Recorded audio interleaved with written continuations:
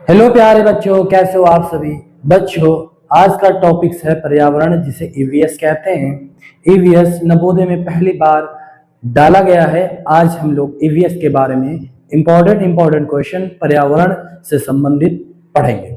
तो आइए सीखते हैं कि पर्यावरण क्या है। हमारे चारों तरफ जो चीजें दिखाई दे रही हैं, हम जिससे घिरे हुए हैं, वही हमारा पर्यावरण है। पेड़ पौधे, जानवर, घर, पूरा ये चारों तरफ जो दृश्य दिखाई दे रहा है, यही हमारा पर्यावरण है। तो पर्यावरण क्या है? हमारे चारों ओर जीवित और निर्जीव, यानी जिसके अंदर जान है, या फिर निर्जीव जिसके अंदर जान नहीं है, वह चारों ओर से जो घिरे हुए हैं, यही हमारा पर्यावरण है। पर्यावरण शब्द का अर्थ है चारों ओर का वातावरण, और चारों ओर का वातावरण ही हमारा क्या कहलाता है? पर्यावरण कहलाता है। तो पर्यावरण सीख चुके हैं क्या है। हमारे चारों ओर, चाहे वो जैविक हो या अजैविक हो, या जीवित हो या निर्जीव हो, ये सभी जो हमारे चारों तरफ से घिरे हुए हैं, ये हमारा पर्यावरण कहलाता है। ठीक है प्यारे बच्चों, आगे पढ़ते हैं। फिर देखिए, पर्यावरण के मुख्य घटक कौन कौन से होते हैं। या तो वो जैविक होगा या अजैविक होगा। यानी कि जैविक वो है जिसके अंदर जान पाए जाते हैं, और अजैविक घटक वो हैं जिसके अंदर जान नहीं पाए जाते हैं। जैसे कि मिट्टी हो गया, ये अजैविक है, और पेड़ पौधे क्या कहलाएंगे? ये जैविक कहलाएंगे। तो जैविक और अजैविक जो चारों तरफ घिरा हुआ है, यही हमारा पर्यावरण है। ठीक है। जैविक पर्यावरण क्या है? जीवित प्राणी और पौधे, ये एक जैविक पर्यावरण के अंतर्गत आते हैं। फिर अजैविक पर्यावरण है जल, वायु, मिट्टी, प्रकाश, ये अजैविक है, अबायोटिक कंपोनेंट है। तो ये हमारा अजैविक पर्यावरण बन जाएगा। अजैविक पर्यावरण जिसके अंदर जान की नहीं हो, जीवित प्राणी नहीं हो, वो अजैविक हो जाएंगे। फिर प्राकृतिक पर्यावरण क्या है? प्रकृति द्वारा निर्मित वातावरण, यानी कि प्रकृति द्वारा जो बनाया गया है, वो क्या कहलाएगा? हमारा वो प्राकृतिक पर्यावरण कहलाएगा। मानव निर्मित पर्यावरण, मनुष्य के द्वारा बनाया गया, मैन मेड थिंग्स, यानी आदमी के द्वारा जो चीजें बनाई गई हैं, वो मानव निर्मित पर्यावरण कहलाती है। फिर आगे देखो, सामाजिक पर्यावरण, समाज और संस्कृति से बना हुआ वातावरण ही हमारा क्या कहलाता? सामाजिक वातावरण कहलाता। जैसे कि हम लोग समाज में बैठ करके एक अच्छी अच्छी बातें कर रहे हैं, तो वो सामाजिक वातावरण के अंतर्गत आ जाएगा।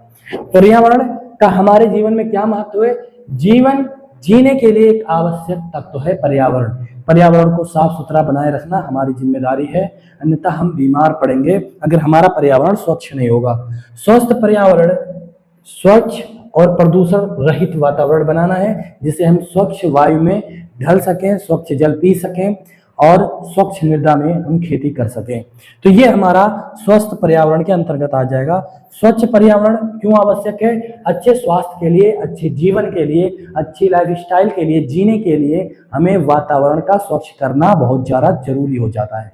जैसे कि अनावश्यक चीजें रोड पर फेंक देना और भी कूड़ा कचरा करना, ये हमारे पर्यावरण को नुकसान बनाता है। तो हमारा पर्यावरण कैसा होना चाहिए प्यारे बच्चों? स्वच्छ होना चाहिए, जिससे हमारी स्वास्थ्य अच्छी रहे, हम बीमार कम पड़े। तो ये है हमारा पर्यावरण। पर्यावरण को स्वच्छ करना हमारी जिम्मेदारी है। क्या करना है? हमें पेड़ पौधे, प्लांट को लगाना है, जिससे हमारा वातावरण, वायु स्वच्छ बना रहे। फिर आते हैं पर्यावरण संरक्षण क्या है? संरक्षण मतलब सुरक्षा करना है, हमें पर्यावरण की रक्षा करना है, तब जाकर के हम अच्छी वायु पा सकते हैं, अच्छा भोजन पा सकते हैं, और अच्छा स्वास्थ्य पा सकते हैं। तो हमें जरूरी है कि पर्यावरण का संरक्षण करना चाहिए। फिर आते हैं पर्यावरण संरक्षण की आवश्यकता क्यों जरूरी है? भविष्य की सुरक्षा के लिए, हम भविष्य में बीमार ना पड़ सकें, भविष्य में अच्छी वायु, अच्छा ऑक्सीजन पैदा कर सकें, इसलिए पेड़ पौधे लगाना हमारी जिम्मेदारी बनती है। इसलिए हमें क्या करना चाहिए? पर्यावरण को सुरक्षा करना चाहिए। पर्यावरण संतुलन क्या है? प्रकृति के सभी घटकों का संतुलन, यानी कि अगर आपने पेड़ पौधे को काटा तो ये हमारा पर्यावरण असंतुलन हो जाएगा, संतुलन नहीं होगा, क्योंकि ऑक्सीजन की कमी हो जाएगी, फल फ्रूट की कमी हो जाएगी। इसलिए हमें क्या करना है? पौधों और वृक्षों को लगाना, जिससे हमारा पर्यावरण संतुलन बना रहे, बराबर बना रहे। पर्यावरण असंतुलन क्या है? पर्यावरण असंतुलन प्राकृतिक संतुलन को बिगाड़ना, यानी पेड़ पौधे को काटना और वहां पर बिल्डिंग और मटेरियल्स के अच्छे अच्छे कारखानों का निर्माण करना, जिससे वायु प्रदूषण हो। तो ये क्या हो जाएगा? ये असंतुलन हो जाएगा। बहुत ज्यादा वायु में प्रदूषण हो जाएगा तो वो असंतुलन हो जाएगा।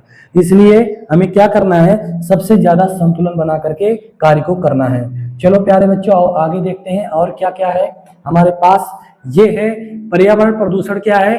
पर्यावरण को दूषित कर देना, प्रदूषित कर देना, ये हमारा पर्यावरण प्रदूषण के अंतर्गत आता है। जैसे जल को प्रदूषित कर देना, मृदा यानी मिट्टी को प्रदूषित कर देना, वायु को प्रदूषित कर देना, ऐसे करके ध्वनि को प्रदूषित कर देना, ये हमारा क्या हो जाएगा?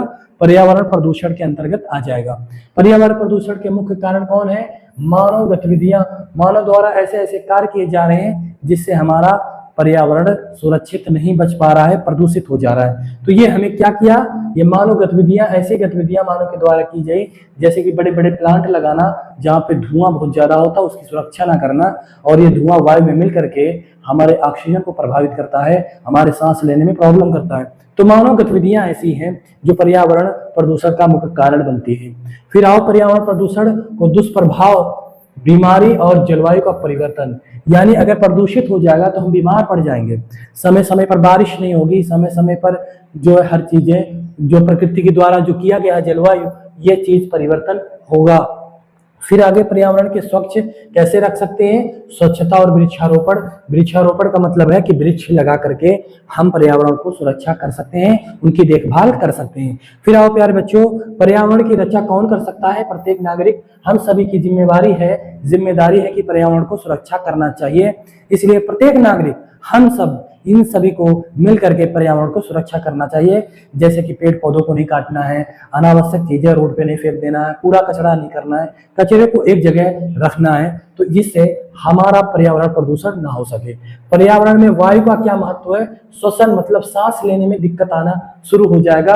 अगर वायु प्रदूषण हो गया तो हमारे फेफड़े खराब होने लग जाएंगे। इसलिए हमें क्या करना है? ऐसे ऐसे उपकरणों का यूज करना है जहां पर वायु प्रदूषण कम हो। जैसे गाड़ी चलाते हैं तो उससे धुआं निकलता है, हमारे इस एटमॉस्फेयर वायुमंडल में घुलता है और हम उसे सांस लेते हैं तो हमारे दिक्कत होती है फेफड़ों में। तो श्वसन यानी कि सांस लेना, यानी फेफड़ों में प्रॉब्लम आना शुरू हो जाता है। पर्यावरण में जल का क्या महत्व है? जीवन का एक आधार है जल। अगर जल को प्रदूषित कर दोगे तो जल को प्रदूषित हुआ जल पिएंगे तो हमें क्या होगा? बीमारी हो जाएगी। जल से पीने से बहुत सारी बीमारी पैदा हो जाएगी। पर्यावरण में मिट्टी का क्या है? मिट्टी पौधों की वृद्धि के लिए होता है। अगर ये पर्यावरण प्रदूषित हो जाएगा तो हमें खेती करना बहुत ज्यादा दिक्कत का सामना करना पड़ेगा। पर्यावरण में पौधों की क्या भूमिका है? ऑक्सीजन प्रदान करता है और CO2 अपने अंदर ग्रहण करता है, कार्बन डाइऑक्साइड को। पर्यावरण में पशुओं की क्या भूमिका है? पारिस्थितिक संतुलन को बनाए रखता है। पशुएं क्या करते हैं? पारिस्थितिक, इतना ये इंपॉर्टेंट नहीं है प्यारे बच्चों। पर्यावरण में सूक्ष्म जीवों का क्या महत्व है? ये अपघटन करते हैं। जैसे कोई सड़ा मांस अगर वो ऐसे पड़ा हुआ है तो उसमें जीव जंतु क्या करते हैं? सूक्ष्म जीव उसको क्या करते हैं? ग्रहण कर लेते हैं, खा लेते हैं। पर्यावरण में वनों का क्या महत्व है? वर्षा होती है, जैव विविधता बनाए रखती है। यह है पर्यावरण में वनों का महत्व। वन से क्या है? हमें अच्छे अच्छे जो है जैव विविधताएं पाई जाती है वहां पर। फिर देखो पर्यावरण में नदियों का क्या महत्व है? जल उपलब्ध कराती है। क्या कराती है? जल उपलब्धता कराती है। पर्यावरण में पर्वतों का क्या महत्व है? जलवायु और नदियों के स्रोत है, यहीं से क्या करती है? जलवायु परिवर्तन होता है और फिर क्या होता है? नदियां हमारी यहाँ से निकलती है। तो इस तरह इंपॉर्टेंट प्रश्न हम लोग प्यारे बच्चों पढ़ने वाले हैं। हमारे साथ बने रहिए। EVS की क्लास आपको निरंतर मिलती रहेगी। तो आप हमारे वीडियोस को लाइक, शेयर और सब्सक्राइब करना ना भूलिए।